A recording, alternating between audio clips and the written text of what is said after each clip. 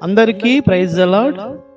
ఈరోజు దేవుని పరిశుద్ధమైన వాగ్దానము, బుద్ధి నిన్ను కాపాడును, వివేచన నీకు కావలి కాయును. సామెతల గ్రంథము 3వ అధ్యాయము 11వ వచనం. ప్రార్థన చేసుకుందాం. మా పరిశుద్ధులైన మా పరమ తండ్రి, మరొకసారి మీకు వందనాలు స్తోత్రాలు చెల్లించుకుంటా ఉన్నాము. మరొక సమయంలో మీ పాసందిలో చేరి విధంగా ప్రార్థించే సమయాన్ని మీరు దయచేసినందుకే మీ నామాన్ని స్తుతిస్తున్నాం తండ్రి, మహింపరుస్తున్నాం. మీ యొక్క వాక్య లేఖన భాగాల ద్వారా మరొకసారి మాతో మాట్లాడమని మీ కృపగల హస్తాలకు మమ్మల్ని అందరినీ అప్పగించుకుంటూ సమస్తమైన ఆధిపత్యం మీకు చెల్లించుకుంటూ యేసు నామములో స్తుతించి ప్రార్థించి బ్రతిమాలి వేడుకొనుచున్నాము పరమ తండ్రి, ఆమేన్. ఈ వాక్యాన్ని క్రమం తప్పకుండా వింటున్నటువంటి ప్రియ సహోదరుల సహోదరి, మరొకసారి ప్రభుపేట మీ అందరికీ కూడా వందనాలు చెల్లిస్తా ఉన్నాను. మరి యొక్క నూతనమైన దినాన్ని ప్రభు మనకి అనుగ్రహించడం జరుగుతూ వచ్చింది. దేవుని యొక్క కృపచేత మనం అందరం కూడా సజీవ లెక్కల్లో ఉన్నాము. ప్రభు యొక్క వాక్యాన్ని వినే భాగ్యాన్ని ప్రభు మనకి అనుగ్రహిస్తూ వచ్చారు. దానిని బట్టి మనము ఎంతైనా ఆయన స్తుతించే బద్ధులమై ఉన్నాము. ఈరోజు మనకి ఇచ్చిన వాగ్దానాన్ని మనం జ్ఞాపకం చేసుకున్నట్టయితే, సామెతల గ్రంథము 3వ అధ్యాయము 11వ వచనం ప్రకారంగా, బుద్ధి నిన్ను కాపాడును, వివేచన నీకు కావలి కాయును అని ప్రభు మాట్లాడుతూ వచ్చినటువంటి మాటను మనం జ్ఞాపకం చేసుకుంటూ వస్తున్నాము. నిజమే, ఈ లోకంలో అనేక మంది బుద్ధి లేనటువంటి వారిగా తిరుగులాడుతూ తమ జీవితాలను పాడు చేసుకునే వారికి ఉంటున్నారు. సహోదరుల సహోదరి, నీవు దేవుని యొక్క సన్నిధిలో దేవుణ్ణి ఆరాధించేవాడిగా, మహిమపరిచేవాడిగా ఉంటున్నావంటే ప్రభు నిన్ను కాపాడుతూ ఉన్నారు. నీకు కావలసినటువంటి వివేచన దయచేసి నిన్ను ముందుకు కొనసాగింపజేస్తా ఉన్నారని ప్రభుపేట మరొకసారి నేను తెలియపరుస్తూ ఉన్నాను. లోకంలో అనేక మంది ఇష్టానుసారంగా జీవిస్తూ దేవుడు లేడు అనేటటువంటి పరిస్థితుల్లో అనేక మంది తమ జీవితాలను ముందుకు కొనసాగించుకునే వారిగా ఉంటున్నారు.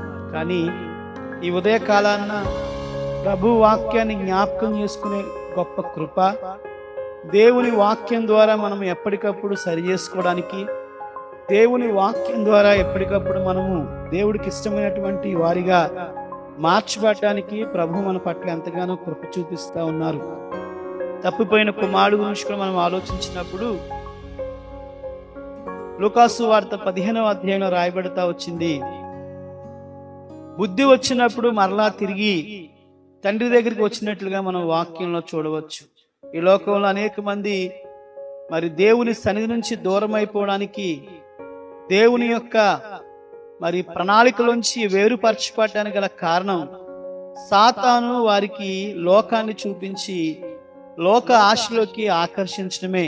అయితే మనము దేవుణ్ణి ఎంతైనా ఆరాధించే బద్ధులమై ఉన్నాము. దానికి గల కారణం మనం ప్రభు వాక్యాన్ని వినేవారిగా, ప్రభు వాక్యాన్ని ధ్యానించేవారిగా, ఈ లోకంలో మనం జీవించడానికి కావలసినటువంటి బుద్ధిని, వివేచనను ప్రభు మనకు అనుగ్రహిస్తూ ఆయన వాక్యపు వెలుగులో మనము మన జీవితాలను కొనసాగించుకునే గొప్ప భాగ్యాన్ని ప్రభు మనకి అనుగ్రహిస్తూ వచ్చారు. దాన్ని బట్టి ప్రభువుని మనం ఆరాధించే వారిగా ఉండాలని మరొకసారి తెలియపరుస్తూ ఈ మాటలు ముగిస్తున్నాను.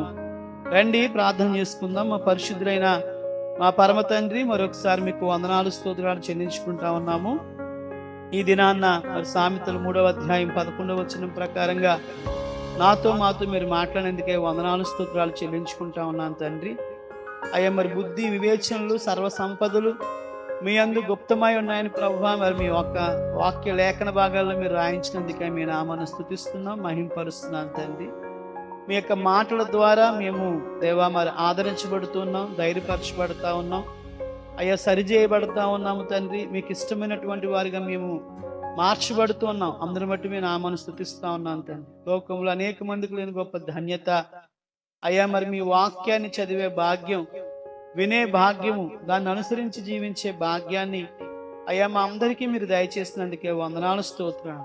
ఇవే మాకు అయ్యా మరి ఆ బుద్ధి జ్ఞానమును దయచేసేవని మరొకసారి గుర్తు చేస్తా వచ్చారు తండ్రి. మీ వాక్యం మాకు లేకపోతే మీ ధర్మశాస్త్రం మాకు లేకపోతే ప్రభువా మేము కూడా కట్టులేక లోకంలో తిరిగే వాళ్ళం తండ్రి.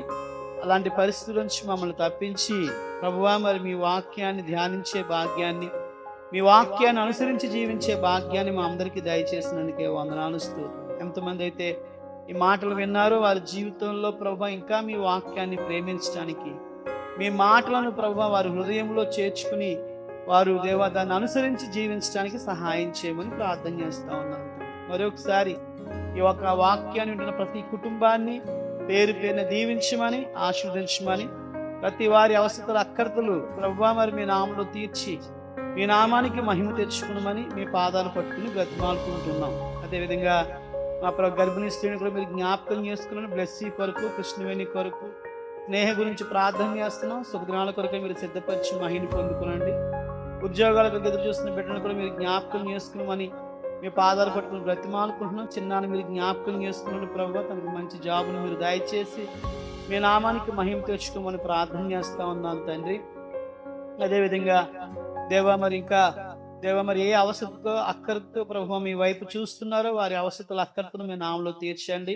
అనారోగ్యంతో ఉన్నటువంటి వారిని కూడా మీరు స్వస్థపరచమని ప్రార్థన చేస్తున్నాం. ఇస్తా గారి విషయంలో మీరు చేసిన మేలు ఉపకారం బట్టి కూడా మీ నామాన్ని స్తుతిస్తూ మహిమపరుస్తూ తండ్రి అయ్యా యొక్క యూట్యూబ్ పరిచయాన్ని కూడా మీరు దీవించమని, అనేక మందికి ఆశీర్వాదకరంగా ఉన్నట్లుగా మీరే సహాయం చేసి మహిమను పొందుకునమని, అయ్యా పింకిని కూడా మీరు జ్ఞాపకం చేసుకునండి. వివాహం కొరకు దాన్ని సిద్ధపరుచుకుని మీ నామానికి ఘనత తెచ్చుకోమని ప్రార్థన చేస్తూ సమస్తమైనటువంటి మహిమ ఘనత ప్రభావం మీకు చెల్లించుకుంటూ యేసు నామములో స్తుతించి ప్రార్థించి బ్రతిమాలి వేడుకొనుచున్నాము పరమ తండ్రి, ఆమేన్. మన పరమ తండ్రి దేవుని ప్రేమ, కుమారుడైన యేసుక్రీస్తు కృప, పరిశుద్ధాత్మని యొక్క అన్యోన్య సహవాసము కూడి ఉన్న మనకును సకల పరిశుద్ధులకును సదాకాలము తోడై నడిపించును గాక, ఆమేన్.